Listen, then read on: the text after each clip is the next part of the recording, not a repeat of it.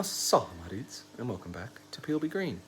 Today we're going to use this little terracotta pot and turn it into a tiny little pond.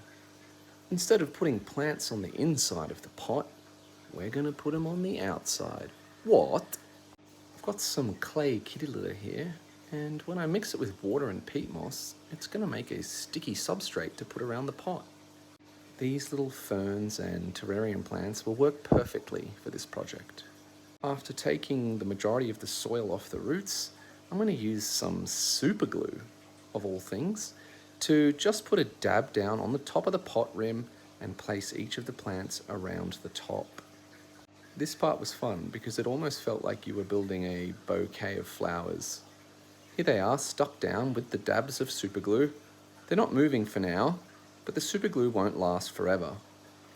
We want the roots to grow into a substrate medium that we're going to wrap around the outside of the pot. I'm also going to be using a length of fishing wire just to make sure after I apply the clay and some moss, everything stays on until it's grown in. And here it is, the mush. This stuff is pretty sticky, which means I can apply it around the outside of the pot, covering the roots that are dangling down from the plants. The stickiness comes from the clay that we added, but it'll never dry hard because there's going to be water inside the pot at all times.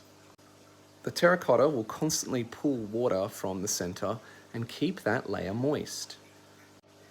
To cap off the substrate layer, we're going to put on some sheet moss. Even without the fishing wire, the moss was able to stick to the substrate. Here's the final product. It's looking pretty good, very green. This is my friend Danny's build.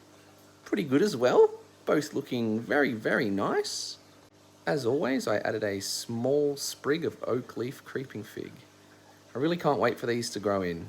They look so cute, especially with all of that duckweed on the top.